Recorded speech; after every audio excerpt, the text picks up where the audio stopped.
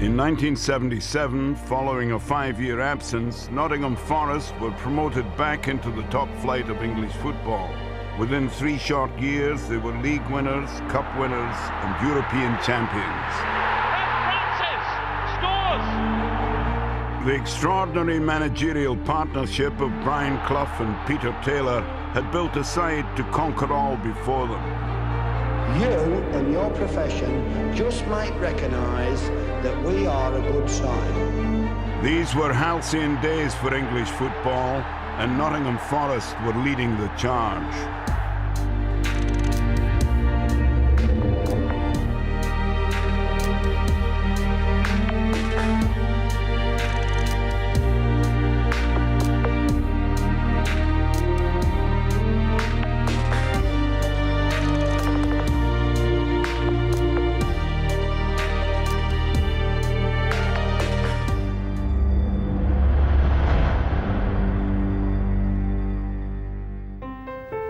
After just 44 days in charge of Leeds United, Brian Clough had been sacked. But despite the controversies around Clough, Nottingham Forest felt fortunate to enlist him as their manager in January 1975. The club itself wasn't in great shape, I must admit. We'd got relegated in 1972, the year that I had come to the football club as an 18, 19-year-old, and we'd stayed there for a few years. There is no immediate changes. It's not an overnight job, football. I would say I have to be surprised that we could have attracted such a brilliant character, such a charismatic character, and such a great, great manager. I've got to get to know them a little bit better, try and get a little bit out of them. I think they've got to, got to produce. We got him, I think, with a big point to prove. Being sacked at Leeds United, is obviously holding a grudge, which was good. We had one thing in common, of course. We both want success. The committee wants success, and I want success for Nottingham Forest.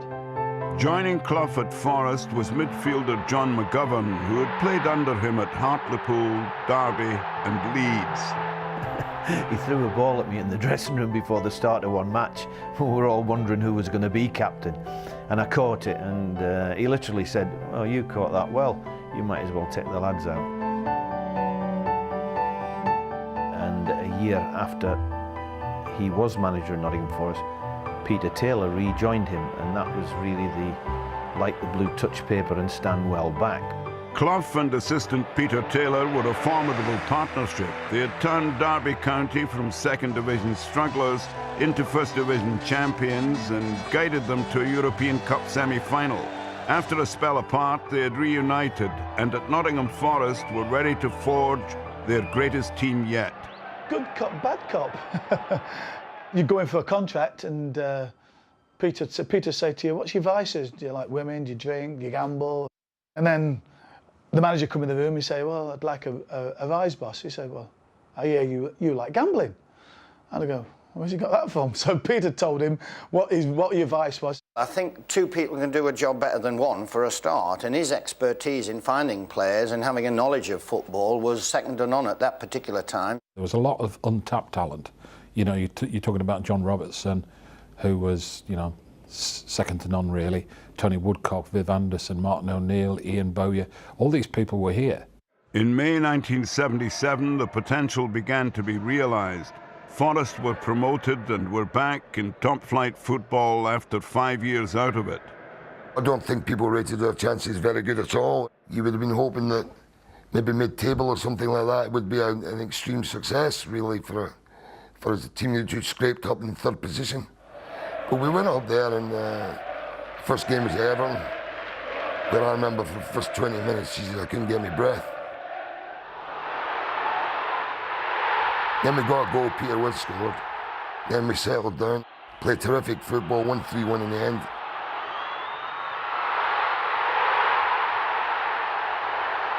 Clough and Taylor soon made additions to the squad, including, significantly, a goalkeeper.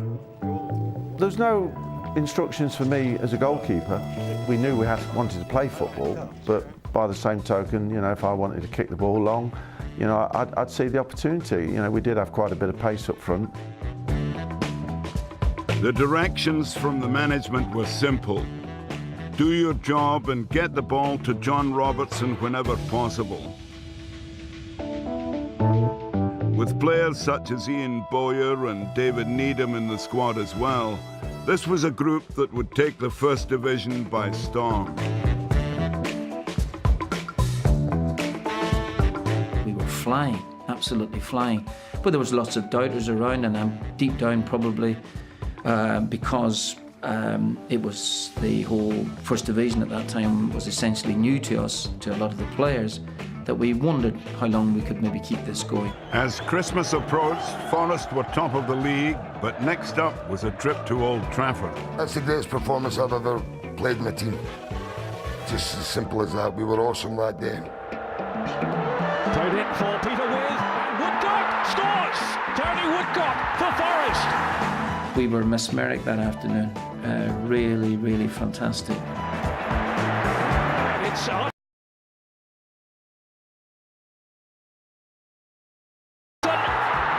Surely he'll score.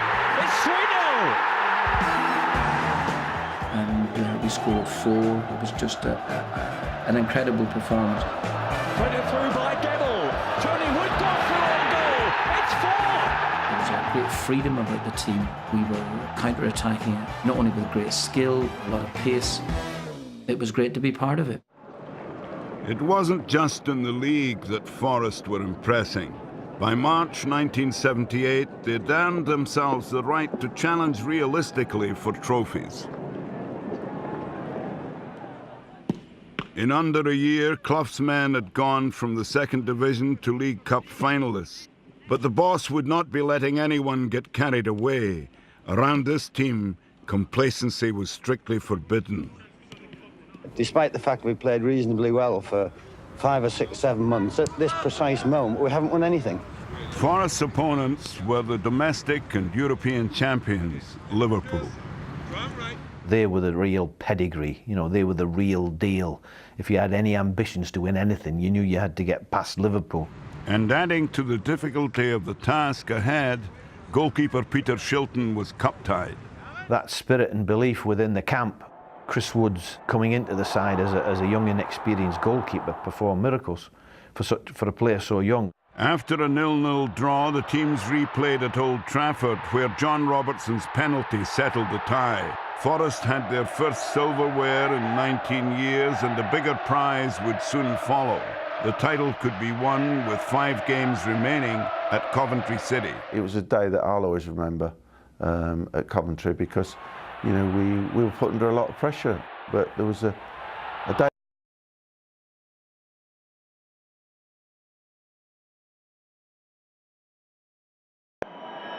Wallace. In goes Ferguson. Oh, what a save by Peter Shilton. Absolutely fantastic.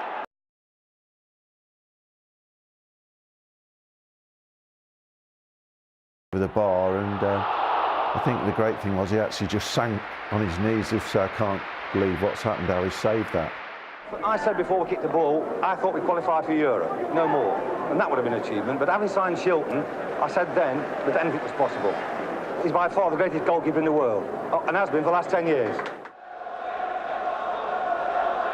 At the end of the match, which ended up 0-0 and we'd won the First Division, I turned to Brian Clough and just said, "Well done, boss, we've won it." And he matter-of-factly said to me, "Oh yeah, that's right." We got the point at Coventry, we got on the coach and came home. There was no champagne, no nothing, it was a job done. Even though we won with a few games in hand, it was just an incredible feeling, absolutely incredible to go and to win the championship, considering from the position that we were in a year previous. Forest could now look forward to visiting foreign climes in the following season's European Cup, or so they thought. When the draw comes out, we're drawn against Liverpool. We're looking forward to going to Madrid or Paris, you know, and not Liverpool. They were obviously big favourites, so it was a bit of a downer, really, I think. But Brian Clough turned it round. He said, because in their dressing room, they'll be going, "Not them again." At the City Ground, Forest gained a 2-0 first leg lead, thanks to Gary Birtles and Colin Barrett. It's a great achievement. They were the yardstick. I think Graham Souness or somebody said prior to that game, Forest who were Forest, you know, so rightly so, because we were just the upstarts coming up and trying to get to where they'd achieved it for many, many years. Well, you know, I say it begrudgingly because I think we were still the best team, but they were a really difficult outfit to break down. They had a system, they had a great goalkeeper, Larry Lloyd, Kenny Burns at the back, never went near the halfway line, never mind over it. We had a real problem breaking them down. At Anfield, Forest held on for a 0-0 draw. The European champions were out. I don't think at that time we realised just how good they were. We knew they were a good side, but if ever you would look at a side and say, right, they're the ones that ultimately play so much to their strengths. We kept on playing against them in that period and hammering them, and they kept on beating us. We were very resilient and we were starting to know how to defend. People kept on writing them off, and I tell you what, not only were they a great team, but and a very underrated team. When you talk about a team, this was a real team. Knocking them out, I think that some of the major people at Liverpool at the time said, you can go on and win this competition. Forest had become seemingly impossible to beat from 26 November 1977 until December 9th, 1978. They were undefeated in the league. People said, oh, do you realise you've gone 42 league games without losing? You know, nobody had ever considered it. You know, there was no publicity thrown at it. And when it actually happened, it was, oh, we've lost.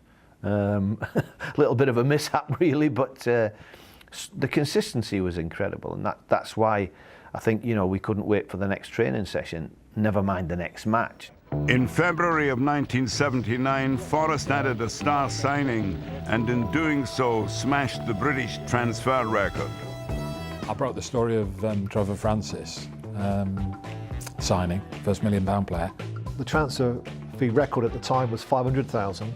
So to actually go from 500 to 1 million was quite something. Brian put this line out, didn't he, about the fee, saying that, you know, I didn't want him to get big-headed, so I made it £999,999. But the story goes that with levies and VAT and all this sort of thing, it was well over £1 million anyway.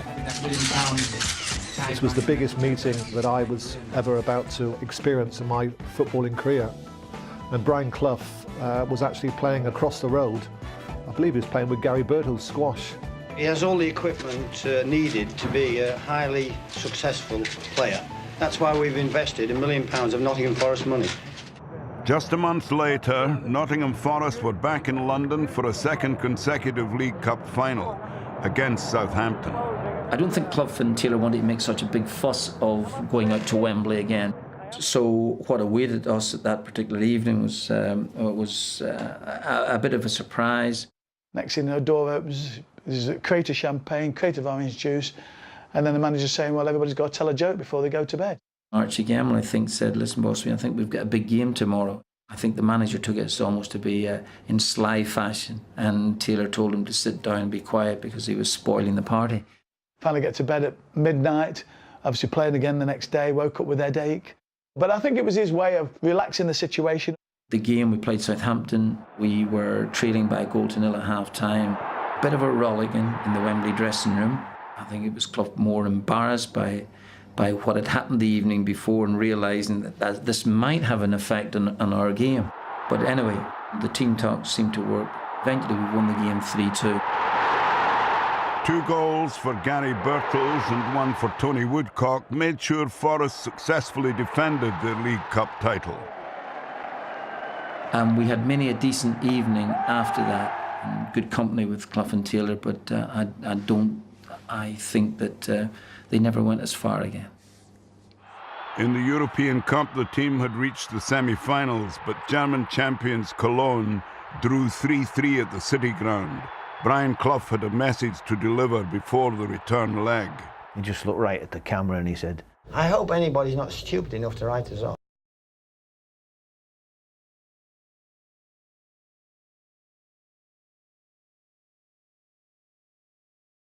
And when Ian Boyer heads one into the net for us, about 20 minutes to go, I mean, it gave us such an amazing lift. Oh, flicked on, it's Bowyer! He's got it! Bowyer for Forest! After we played in Nottingham, not many people thought we were going to do it, but I did. You really thought so? Well, I said so after the match, that anybody who thought we were out of this competition was stupid. The final would be played in Munich. Clough and Taylor were faced with some tough selection decisions, particularly over whether Trevor Francis would play. Francis was eligible in Europe for the first time since his transfer, and Martin O'Neill, although desperate to play, was struggling to be fit. I remember it as if it was yesterday. Shilton, Anderson, Burns, Lloyd, Clark, Francis, McGovern, Boyer, Robertson, Woodcock, Birtles. Harrowing disappointment to be left out of the final at that particular time, because you think, well, you're never going to be there again. The opponents in Munich would be Swedish side Malmo. Francis was determined to make an impression. I felt a little bit of added pressure because I was keeping Martin O'Neill out the team. Because of that, you know, I felt that I had to give something extra, you know, for Nottingham Forest to justify the faith that Brian Clough showed in me. Now Robertson, who's been a revelation for Forest this season. And a chance here to take on defenders too. Still Robertson. And in goes Francis! It's a goal for Nottingham Forest! I was voted man of the match, and I was particularly pleased with, you know, my contribution. The goal was obviously the highlight of the day, and probably the highlight of my career.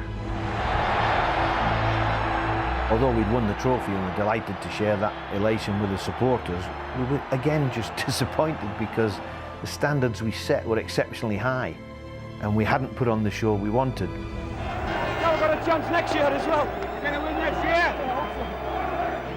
But eventually you get back into this country and you see people at the airport waiting to celebrate with you, so it's just a wonderful, warm feeling.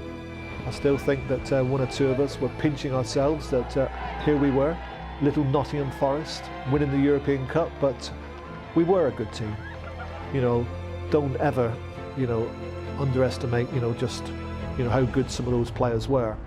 Despite their status as European champions, many players felt they were denied the credit due. A lot of the media wrote us off and said, you know, apart from Shilton and Francis, you know, the rest of them are either has-beens like myself that had been at Derby County, or, you know, players like John Robertson that, well, they've just come together and they've done okay for a couple of seasons. You know, we had unbelievably sharp football minds. But Forest played into the critics' hands again in March 1980, losing 1-0 at home to Dynamo Berlin in the European Cup quarter-finals.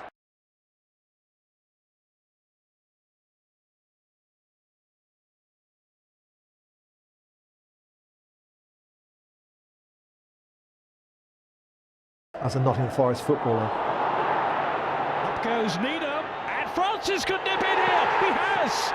Trevor Francis gives Forest the lead.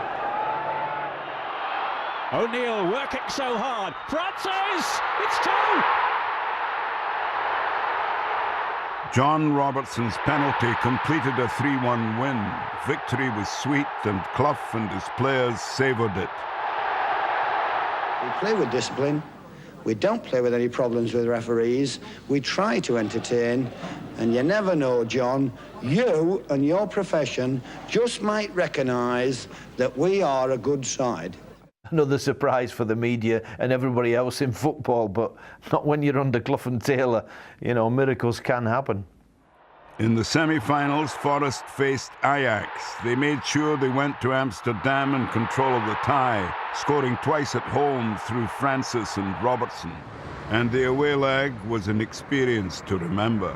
We get to Amsterdam, the manager says, everybody down in reception in 10 minutes. So we're down in reception. Where do you go in Amsterdam? Going for a walk. Peter Taylor and Brian Clough decided to take us down the red light district before the game just to relax us.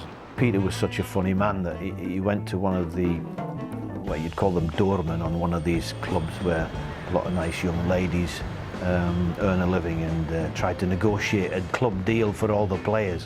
And it was just absolutely hilarious. It was certainly something different for a pre-match European tie. On the pitch, Søren Lerby scored for Ajax to make the last 25 minutes uncomfortable, but Forest held on. was a collective sigh of relief in the dressing room rather than euphoria at a second European final. But in Madrid, Clough was missing a key player. We had a young boy called Gary Mills, 17 years of age, playing up front because Trevor Francis, we'd lost him after the semi-final stage with an Achilles tendon injury. So we're literally a little bit under strength and we're second favourites. But we thought, well, you know, what's the preparation going to be like? And of course the management came up with great preparation. We went to Mallorca for a week with no training and no curfews before the final. Over the years, one of the things I've taught is no matter what work you're in, you cannot do everything to the best of your ability unless you relax. The more you are relaxed, assuming you've got a bit of talent, there's no point in being an idiot relaxing if you've got no talent. But if you can relax, you can portray everything you've got to offer. You know, to train in Calamalaw, I couldn't find any grass really, and I was panicking a bit. And Peter Taylor says, when we get to Madrid, we're in the mountains, but you know, there's a lush training pitch there. You can have a couple of good sessions. That's all you need. When we got there, it was like a hard tennis court. You know, I couldn't dive around on it. I'd have injured myself, and I'm panicking a little bit because I've done no training. And I ended up. Clough said, "We better go and try and find some grass." I get a phone call there from my friend who's one of the supporters going to the game. He says, "I've just gone round this island. I've seen Peter Shilton diving on this island," and I'm saying, "Yeah, probably right." The only bit was a traffic island, you know, and I thought I've got to do something.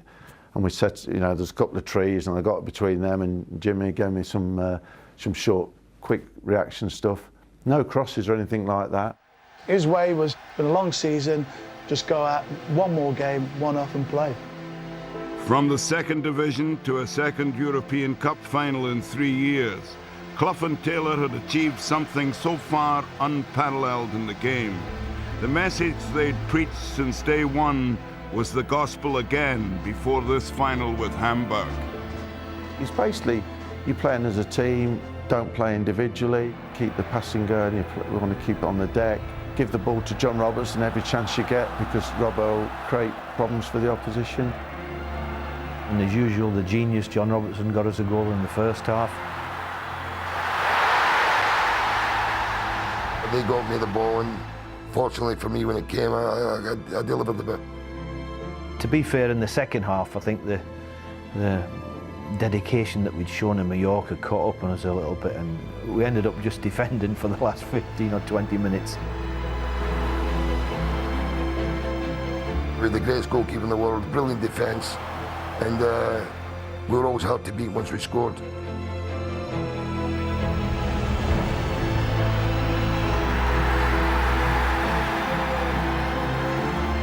We won the prize, the European Cup, and for me playing in the final was just an absolute dream. It was all done and another campaign was over, and we were champions of Europe for the second time, which again still surprised people, you know.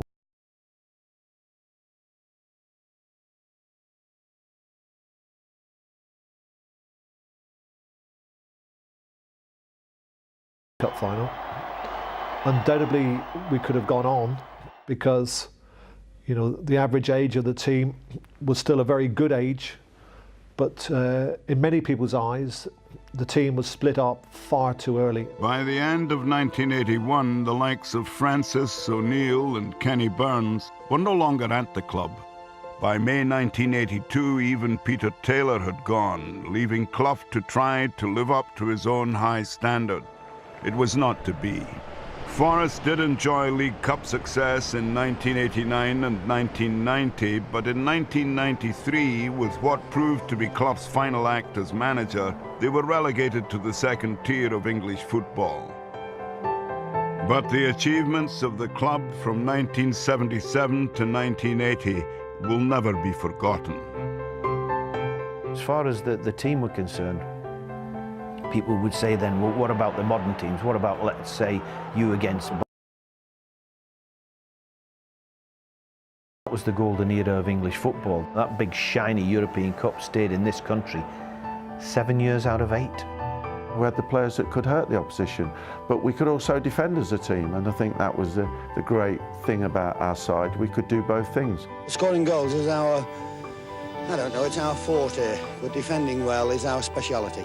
Cloughy always insisted, you are paid to keep the ball out of my net, young man. And he said, if you can create things, young Anderson, going forward, it's a bonus, but I pay you to stop balls going in my net. I think the players I played with were fantastic players, and I couldn't single any one of them out. You'd have to say that the fulcrum of the team was John Robertson.